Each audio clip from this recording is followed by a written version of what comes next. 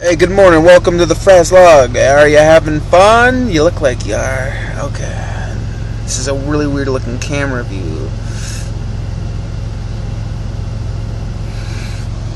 Alright, what's up, man? We're fucking cold as shit. It's 7 degrees, but it feels about like it's negative 20. My whole body sucks asshole right now. I wish there was a place I could fucking set this thing.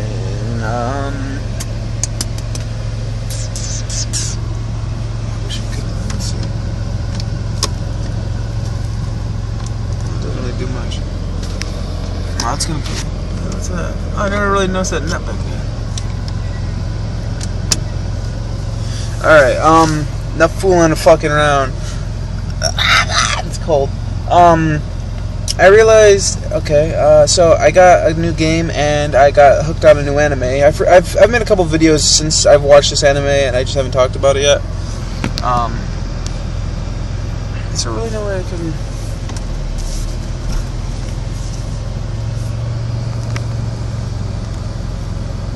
damn camera. Guess there really isn't. We're gonna have to settle it with this. So hey,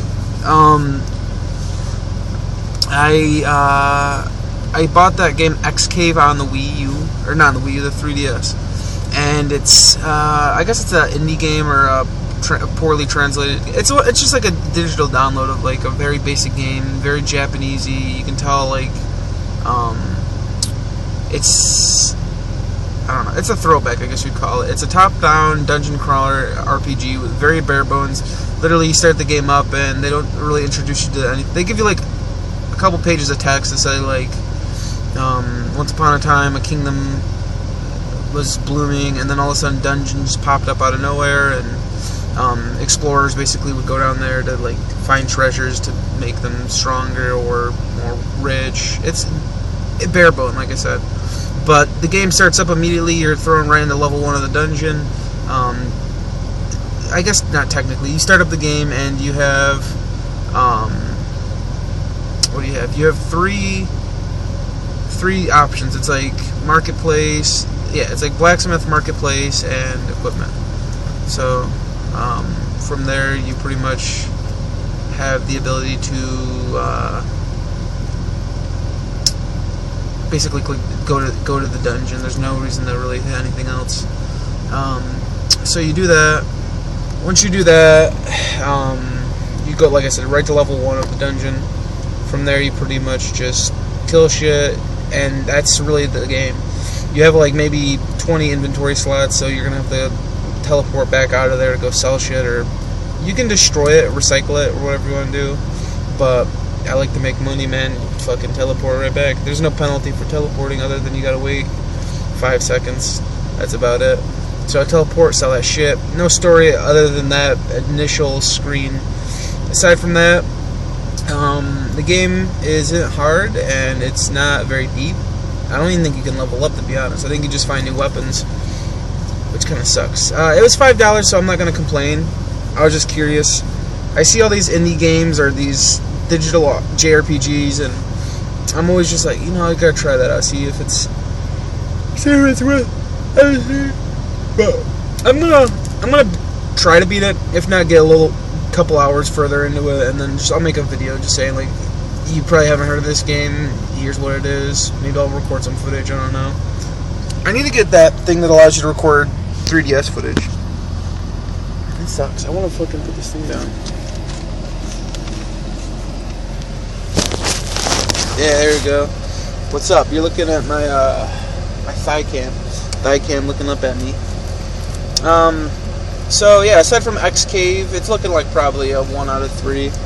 I recently got hooked on this anime called what is it? It's Tokyo Ghoul.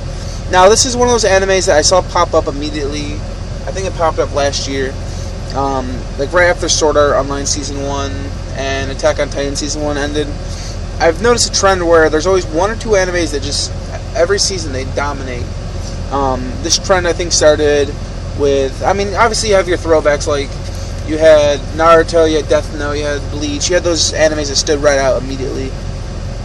But maybe 3 or 4 years ago, I would say, it started, just every year there was one standout anime. So like, for me it started with Blue Exorcist. After Blue Exorcist, I noticed all of a sudden this fandom just started blowing up, and I watched it weekly from the very beginning, and I kind of lost interest, but I still see people loving the hell out of that series. Right after that, Sword Art Online came out, and instantly people fell in love with it. Everywhere. It was blowing up. It was all over Facebook, Tumblr, everywhere. Every major internet site I would go on, I would see either cosplayers or AMVs or something of that sort, something from a fandom. And then obviously Attack on Titan happened. That blew up. After Attack on Titan, I saw Tokyo Ghoul pop up, and I was just like, okay, Tokyo Ghoul, I'm feeling like this is going to blow up. I don't think it really blew up to the degree that those other animes did, for a couple of reasons, but I got hooked on it, man. First season was 12 episodes, so I sat there and marathoned the entire season 1, and then I actually marathoned every episode for season 2 at the time, which I think was 6 episodes, so I watched 18 episodes, and how many hours is that? 3, 6, 9, 12, 15. So yeah, about 5 hours, a little over 5 hours. I watched all the episodes that are out, which isn't bad. Is it an anime that, like, if I, okay, let's say I was there watching season 1 as it premiered and finished, I'd be pretty pissed at the ending, just because it's so blatantly get ready for season 2 that I would have been pissed if that happened to me. It's just like when, like, is it bad that I forgot Attack on Titan's ending? I can't. Did they leave that immediately open for the sequel? I think they did. So that was bullshit. But, so, aside from that, like, little gripe there I had, which isn't even a gripe because I'm watching the series now in season 2, so I have the continuation. The first season's only 12 episodes. What the fuck? I thought this was going to be, like, really long, cool anime, but 12 episodes pretty short. The story itself, though, it's kind of interesting, but at the same time, it's kind of, I don't want to say generic, but okay. So the gist of this is this: you have this new race or breed of creature called a ghoul. Ghouls are basically humanoid creatures that look just like humans. The only difference is they feed on humans, flesh, blood, guts, meat. They eat humans. That's their only source of sustenance.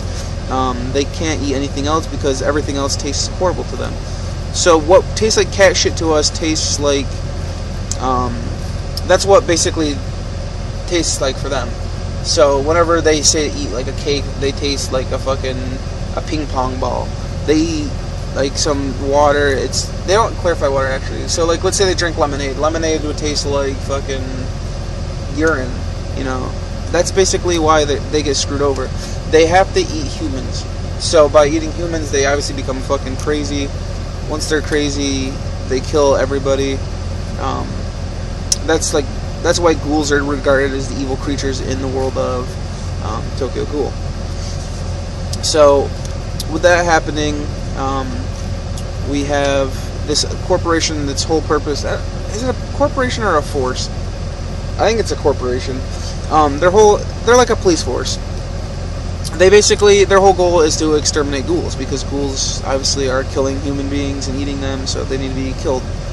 Instead of working with them to find a solution, they are not only killing them, but they're killing them and then extracting these sacs from their bodies, which allow them to create super weapons. Because ghouls basically have this ability where they can create this like psychic type of. It's not psychic. It's physical. It's a psychic, like, physical manifestation of like anger, energy, and evilness. It basically is like a third arm. And then obviously the ghouls that are stronger have more arms and stuff and stuff like that. So that's the main gist of the world of Tokyo Ghoul. Our main character, though, is thrown in there because he becomes a ghoul. He's a human being. This is supposedly the first time in the world that this has happened. So from there it basically unfolds. He's a college student. He's away from home. He's living on his own. The only one he has in his life is his best friend. So obviously we see a psychotic break from that, and he basically takes and goes crazy. So right from the very beginning, though, he starts getting support from the other ghouls that are nice. Luckily, he happens to be in the most, I guess you'd say, protected ghoul area. They basically separate the world. Well, I don't know if it's Tokyo or if it's the world, but they basically separate a certain amount of areas into what they call wards. They're in Ward 20, which happens, like I said, to be the safest one. But like then you've got like Ward 11, which is like pure war zone chaos, just pure slaughter everywhere. So while this is all happening, the main character is like trying to learn like what it is to be a ghoul, how to blend into society now, and so on and so on. What's up? Hey, you got a little ice scraper I can use for a second? Yeah. A couple pieces of ice off. I think I left mine at home. Sweet. Thank you. No problem.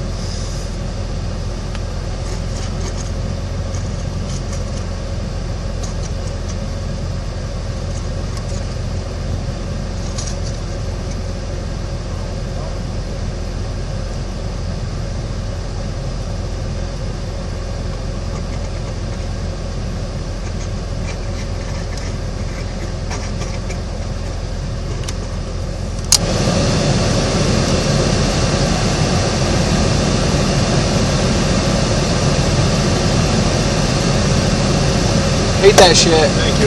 Yeah, no problem. It's just like, you know, little tiny pieces. Yeah. But enough to block your vision. Exactly. Thank you. Yep, no problem.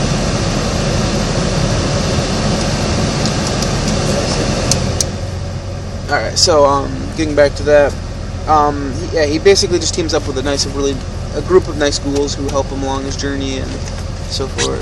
He's exploring the world. Season 2 ends at a really cool, Season 1 ends at a really cool moment, and main character's forced into a situation where he's not necessarily with the good guys anymore, and it's pretty cool. Season 2 so far, though, is kind of dragging on, and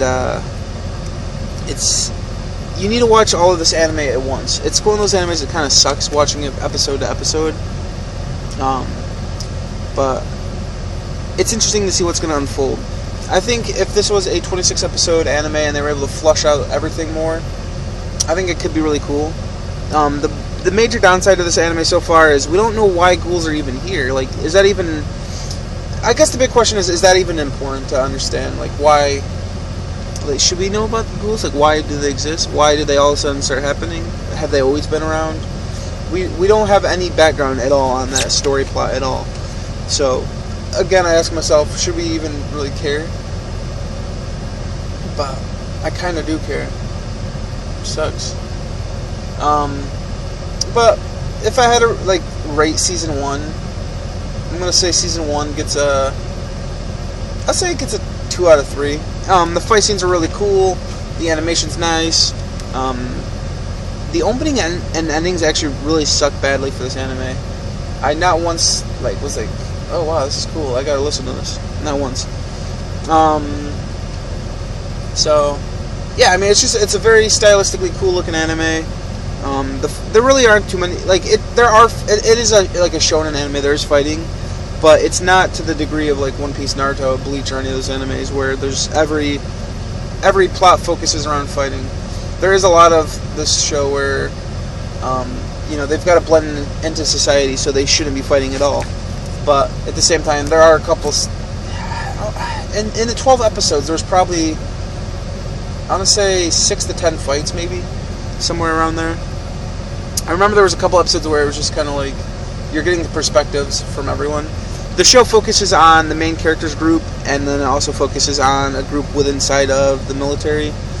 And that, I mean, they're opening that up more. They're developing more of the military characters too, so we're getting some of their story. But it's a pretty cool anime so far. If you are in the mood for an anime that doesn't suck ass on Netflix, I think that's on there. Or if not, it's on Hulu. Definitely check it out. Yeah, my fucking lips are chapped. I'm gonna end this video here and go get a coffee because it's my fucking day off. Alright, baby, I'm coming home soon. You better get that butt ready because okay, this is what's gonna happen. I'm gonna go in there. Your butt's gonna be pointed at the door. So I'm gonna pull the covers up. I'm gonna slither into there. And then I'm gonna put my cold legs around you. And then you're gonna wiggle away from me. and then I'm going to wiggle back over to you, and then I'm going to wrap around you, and then it's going to be fun. Okay. Alright, goodbye.